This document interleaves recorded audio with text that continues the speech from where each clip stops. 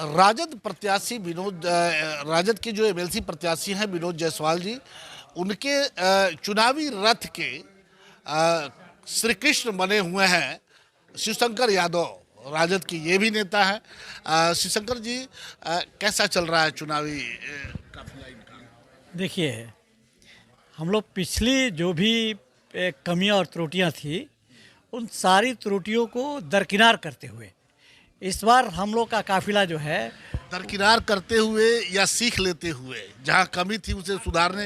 हाँ, जो मैंने जो कहिए मैंने यूँ कहिए कि सीख लेते हुए, और हम लोग का जो काफिला है वो लगातार एक तरफा बढ़ता जा रहा है।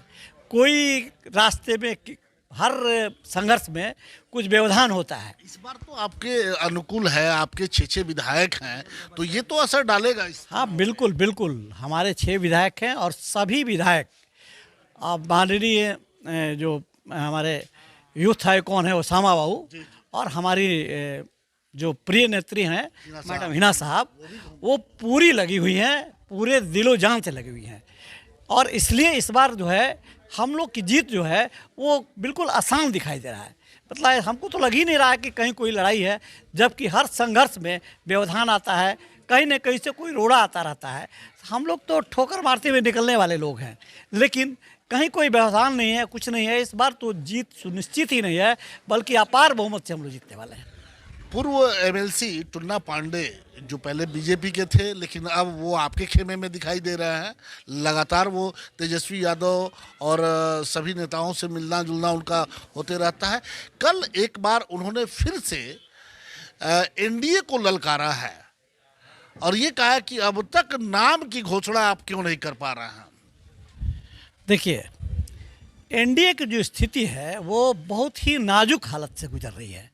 आपसी मतभेद जो उन लोग का है वो यूँ समझिए कि एक बहुत ही क्या कहा जाए, मजबूरी के तहत ये एनडीए चल रही है। आपसी मतभेद का मतलब सिवान का मतभेद या पटना का मतभेद? मैंने पूरे बिहार लेवल पर मतभेद है। सिवान में तो खैर मतभेद चरम सीमा पर है। यहाँ तो मतभेद नहीं, उससे ऊपर का कोई वर्ड है तो उसको भी इस्तेमाल किया जा सकता है। सिर्फ नाम आया और विरोध शुरू हो गया, बस। भी जो एनडीए कहीं घातक हो जाए। हाँ, एनडीए के लोग जो हैं, वो एनडीए के प्रत्याशी जो हैं वो ये कह रहे हैं कि ये हमारा जो भी उसका कैंडिडेट आ रहा है उसका कहीं से समर्थन करने नहीं जा रहा है। वो यूँ समझिए कि एक तरह से हमारे प्रत्याशी को यहाँ के जो लोग भी हैं वो भी वॉकओवर दे चुके हैं। तो इसका फायदा मिलेगा आपको? फायदा ही फायदा है, तो सीधे नजर आ रहा है। चलिए, आपने देखा कि अभी शिवशंकर यादव जी से बातचीत हो रही थी। चुनावी दौरे में ये लोग पहुंचे हुए हैं बड़हरिया प्रखंड के रसूलपुर पंचायत का ये गांव है पड़वा, और वहां पे यहाँ पे इनसे बातचीत हुई पूरे राजनीतिक समीकरण को लेकर के। और ये कहीं ना कहीं जो एनडीए में जो लड़ाई, चाहे ऊपर की लड़ाई हो या फिर नीचे की लड़ाई हो, ये दोनों जगह त्रस्त है और इसका कहीं ना कहीं फायदा इस बार राजद को मिलना तय दिख रहा है।